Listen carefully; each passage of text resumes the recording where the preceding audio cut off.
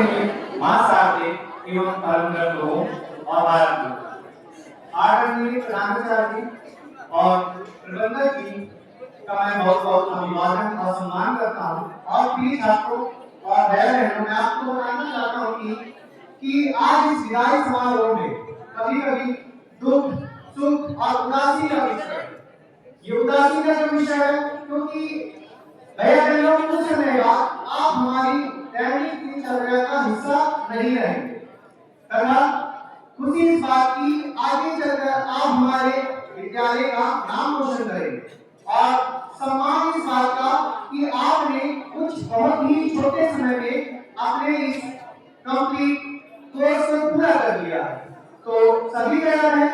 मैं आपसे यही निवेदन करता हूं कि आगे चलकर आप समाज में जा रहे हैं, समाज में जाकर आप डॉक्टर बनेंगे, इंजीनियर बनेंगे, विभिन्न प्रकार की देश सेवा में जाएंगे।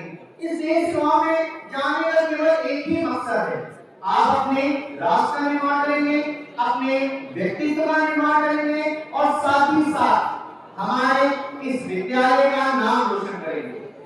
क्योंकि हमारा जो ये विद्या भारती का विद्यालय है, इसका केवल एक मात्र शिक्षा के साथ साथ हमारे संस्कार और चरित्र का निर्माण करना है, जिसे हमें आप लोगों से आशा है कि आगे चलकर हमारे विद्यालय का एक महान नाम रोशन करेंगे।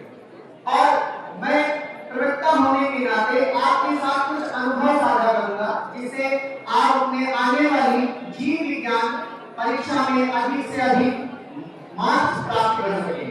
सबसे पहले बेटा, कभी कभी अगर आप देने जाएंगे एग्जाम तो आपको पैनिक अटैक आते हैं, जिसे मतलब नॉर्मल तरीके से बोले हताशाना हिंदी में पैनिक अटैक। इसको आप कैसे दे सकते हैं? तो प्रथम बेटा एक लंबी सांस लीजिएगा, अपने आराध्य को याद करिए और अपने एग्जाम को लिखना शुरू करिए।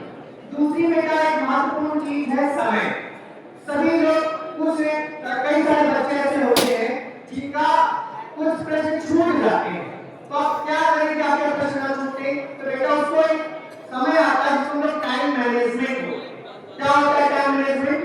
बेटा एक समुचित समय में आपको उत्तर लिखना है। जिस प्रकार दीर्घ उत्तर में आपने 5 मिनट का टाइम लिया, बहुविकल्पी में 2 मिनट का टाइम लिया, तो बेटा अगर टाइम मैनेज करके चलेंगे तो जीवन में कभी भी आपका एग्जाम में कोई भी प्रश्न नहीं छूटेगा।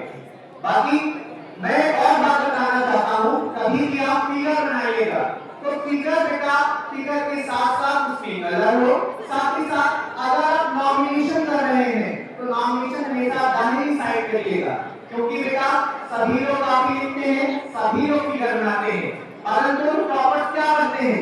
टॉपर कुछ अलग नहीं करते बेटा, कुछ हट के करते हैं, जिससे हमारी काफी कुछ अच्छी दिखती है, कुछ प्रभावशाली दिखती है, जिससे बेटा चेक करने वाले एग्जामिनर अच्छे मार्क्स देता है, जिससे हम लोग टॉपर की सूची में आते हैं। तो बेटा एक सिंपल सी सूचना आपको यही देना चाहेंगे कि बेटा practice can be made perfect. अगर आप अभ्यास करते हैं तो अभ्यास करने के साथ साथ अपनी आप में आप महारत भी प्राप्त करते हैं। किसी भी विषय में अगर अभ्यास करें, चाहे वो खेल कूद में हो, चाहे वो किसी भी सब्जेक्ट में हो, अगर